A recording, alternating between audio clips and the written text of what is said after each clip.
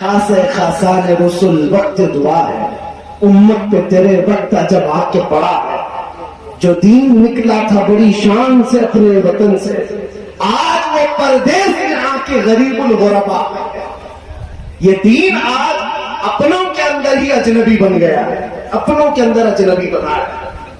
पता है आपको, शेख सादी रहमतुल्लाह अलैह एक जगह फरमाते हैं, कयामत के दिन इस्लाम भी शिकायत करेगा मुसलमानों के खिलाफ, मुसलमानों के मुतालिक ये कहेगा, है ला कुफार और मुशरिकीन की तरफ से जो मुझ पर हमले होते थे वो अलग थे, लेकिन मेरे मानने वालों ने मुझे तन्हा कर रखा था। सिर्फ ऑकेशनली मुसलमान हैं, यानी हम मुसलमान कब हैं? जुम्मा में हैं।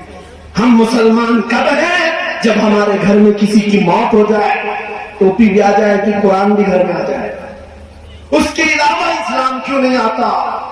अजीजा ने गिरामी वक़ार, कुरान कहता है इन्नल्लाह ला युग़य्यिरु मा बिक़ौमिन हत्ता युग़य्यिरु मा बिअन्फुसिहिम, बेशक अल्लाह ताला उस वक्त तक किसी कौम की हालत नहीं बदलता जब तक उसको खुद अपनी हालत बदलने की फिक्र ना हो। आपको अपनी बदलनी होगी। कैसे बदलेंगे? जाओ आज के बाद से घरों में अपने बच्चों को लो, इन बच्चों को आवारा न छोड़ो, इनको मोबाइल थमा करके, अब तुमने तो कहानियां सुनाना भी छोड़ दिया। अब ये बच्चे गुडे गुड़ा की, चोर पुलिस की कहानियां भी नहीं, बल्कि तो अब ये पोर्न देखने लग गए, बेहयाइयां।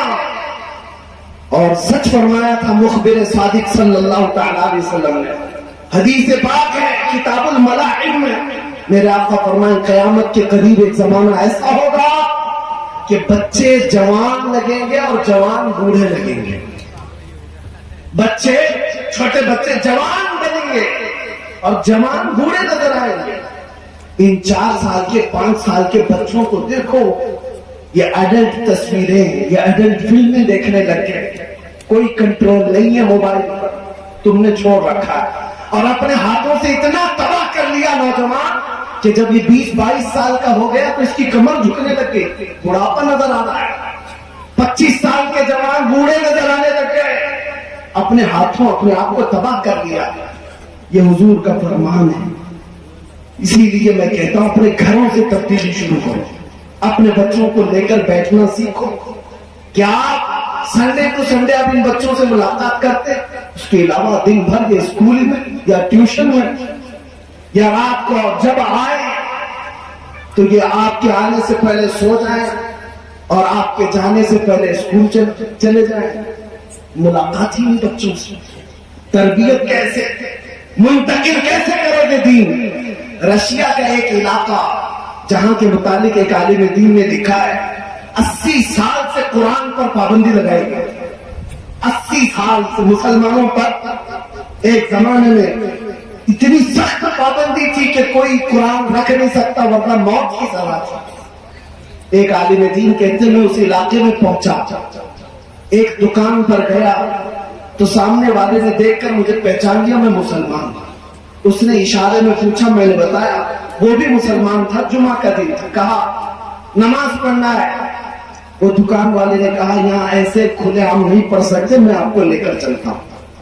खुफिया रास्ते से वो एक जगह लेकर गया, एक छोटा सा कमरा था जिसमें कई लोग जमा थे नमाज पढ़ने के लिए जुमा की। खुफिया तौर पर नमाज पढ़ रहे थे, मुसलमानों के साथ इतने सख्त हालात थे उस इलाके। कहते हैं नमाज पढ़ने के बाद एक बच्चा 8 साल का आया और कुरान पढ़ने लगा। ये आलिम कहते हैं कि मुझे बड़ा ताज्जुब हुआ, जहां कुरान पर 80 साल से पाबंदी है, बच्चा फिर भी कुरान पढ़ रहा है, कुरान की आयतें सुना। इस आलिम ने कहा कि बेटा तुझे कुरान आता है?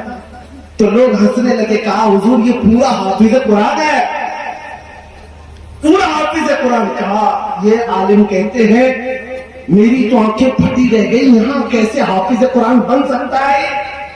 उस बच्चे से पूछा, ना यहाँ मदरसा, ना यहाँ मस्जिद, ना कुरान देखने को मिलता। उस बच्चे ने कहा मैंने भी कुरान देखा नहीं, लेकिन मेरी दादी से सुन सुन करके मैं पूरा हाफिज कुरान बना। ये उम्मत के वो जियादे लोग हैं जिन्होंने दीन को अपने बच्चों में ट्रांसफर किया। ये दीन हमारा सीना बसीना चला है, इंटरनेट से नहीं। آج لوگ یہ سمجھتے ہیں گوگل کے شاگرد بن جائیں گے سب مل جائے گا، نہیں، سینہ بسینہ دین چلا ہے۔ آپ اپنے بچوں میں منتقل کرنے کے لیے وقت نکالو۔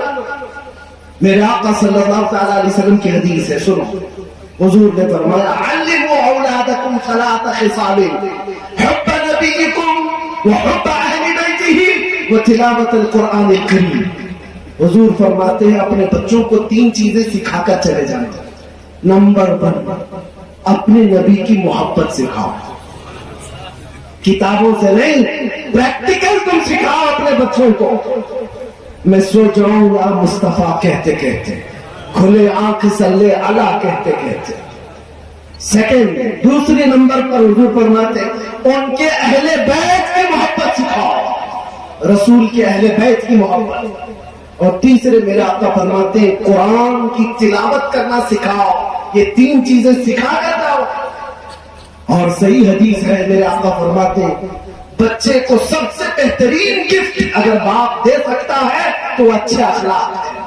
یہ سب سے بہترین انعام ہے بچے کے لیے۔ تم اس کو 20,000 کا کھلونا لا کر دے دو ٹوٹ جائے گا، لیکن باپ اگر بچے کو اچھا اخلاق دیا ہے موت تک یہ اخلاق نہیں ٹوٹیں گے۔ سب سے بہترین تحفہ ہے باپ کی طرف سے بچے کے لیے۔ اور میرے آقا نے کیا فرمایا تربیت کے متعلق؟ لاعبوا سبعا ادبوا سبعا صاحبوا سبعا، یہ بھی فرمایا 7 سال بچے کے ساتھ کھیلو، جب 7 سال کا ہو جائے تو ادب دو، 7 سال تک اس کو خوب ادب سکھاؤ، پھر جب 14 سال کا ہو جائے تو 7 سال تک اس کے ساتھ دوستی کرو۔ 3 مرحلے تربیت کے بتائے میرے آقا نے۔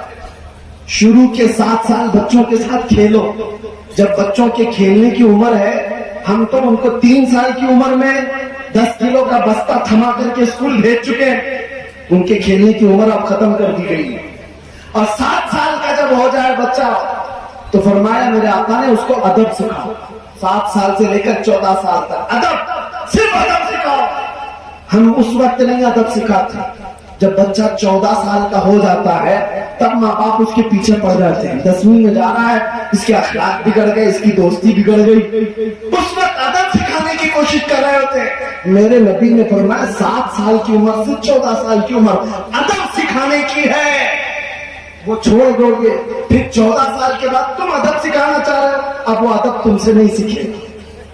اب اس کو جو ضرورت ہے بچے کو کیا ہے، 14 سال کے بعد بالغ ہوتا ہے، اس کو نئی دنیا ہے، نئے لوگ چاہیے، دوستی چاہیے۔